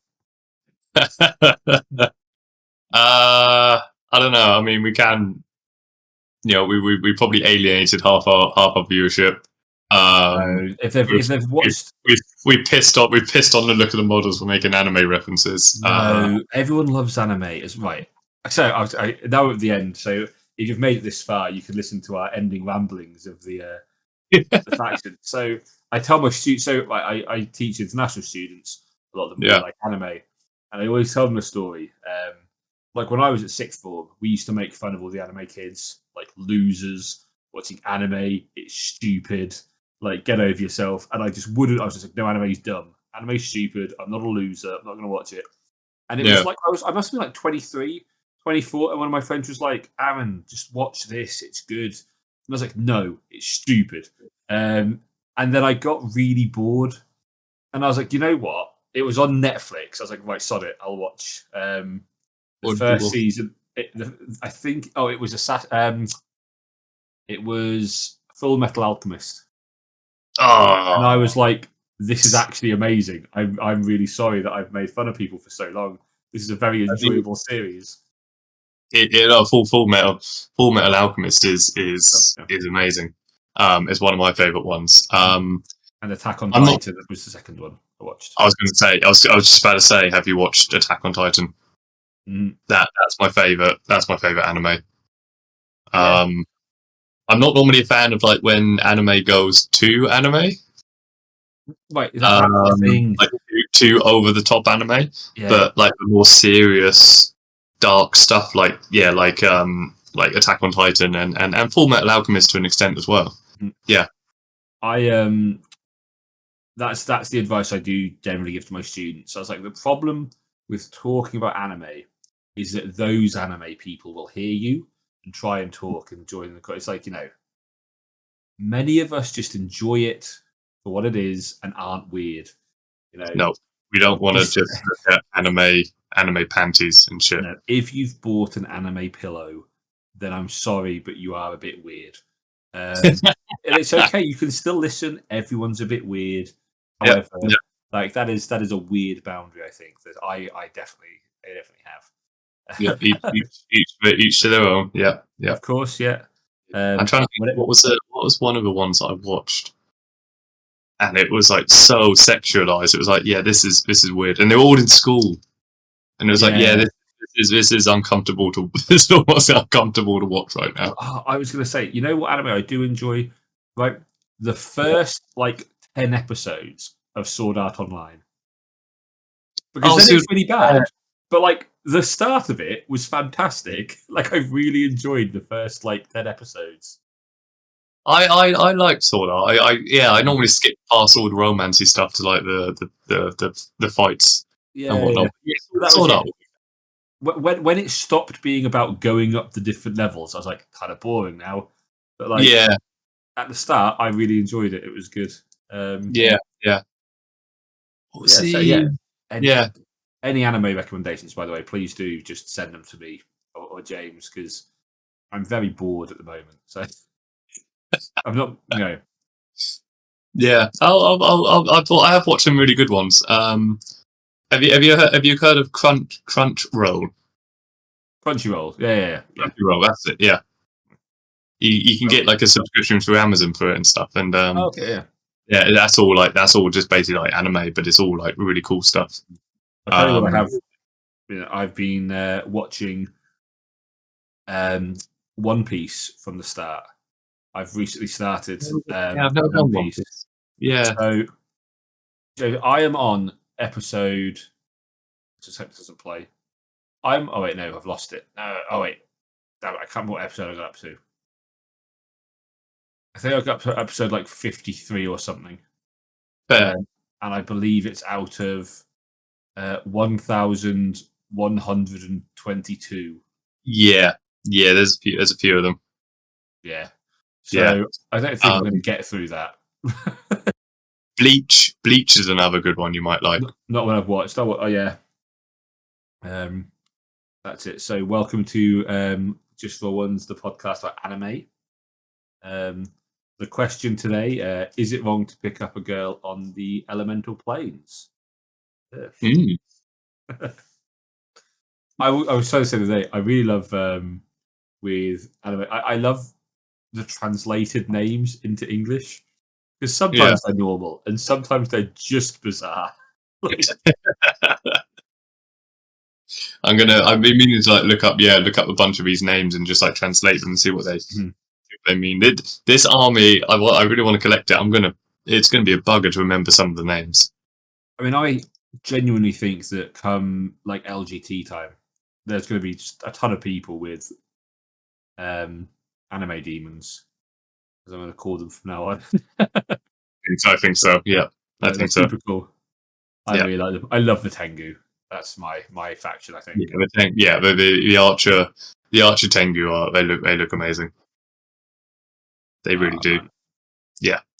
You can't go wrong with like majestic, wise bird archers. Exactly. No, exactly. Yeah. So yeah, I think in a future episode we can maybe talk about list building with we should try and get some games in with this. I think that's a good will be a good idea. Yes. Yeah, with the new new do stuff. Some, yeah, or maybe we can do a game with Yoroni versus Wadroon. That would be fantastic. Yeah, that's a really good idea. And base it around the starter box and see how we do. Yeah, that would be a really good idea. Let's see how we get on there. Cool. So, yeah, I'm going to write that in my anime notebook. Fantastic. I can't wait to make a lot of anime jokes when we're playing this game.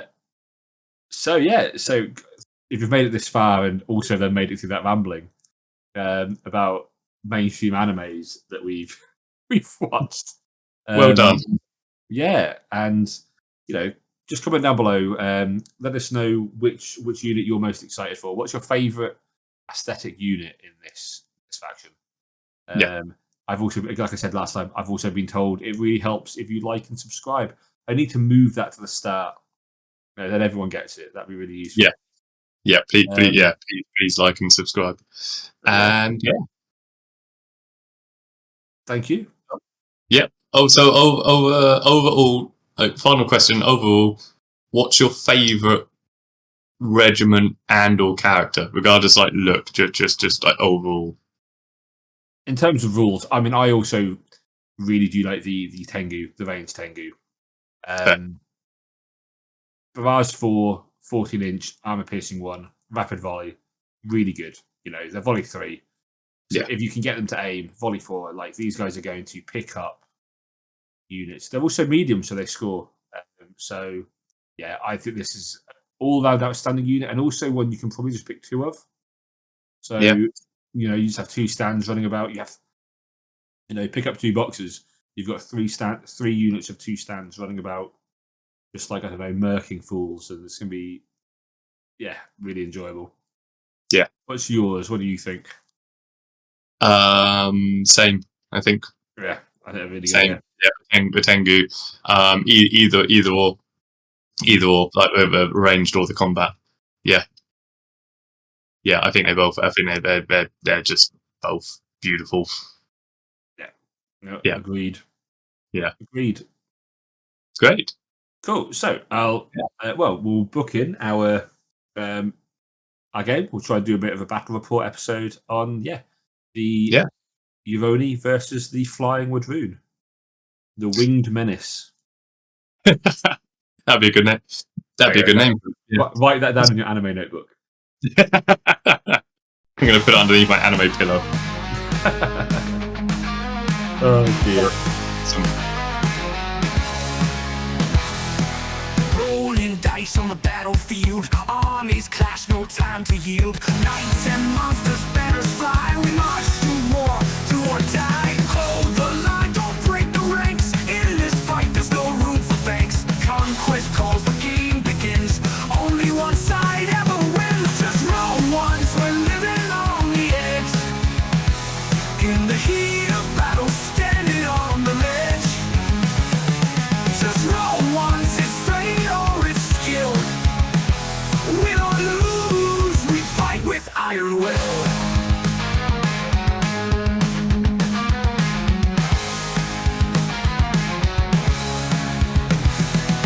Heroes rise and heroes fall. We answer Conquest's mighty call. Each move counts, each step we take. Fortune's won, no mistakes we make. Axes swing, arrows fly. The last argument is do or die. On this field we make our stand. Conquer kingdoms, take the land. Just roll once, we're living on the edge. In the heat of battle, standing on the ledge. Just roll once, it's fate or it's skill. We don't lose, we fight with iron will. No retreat, no surrender. We're in this till the end. Rolling dice for glory, where fate and skill blend. Just roll once, let's take the throne. Our destiny unknown.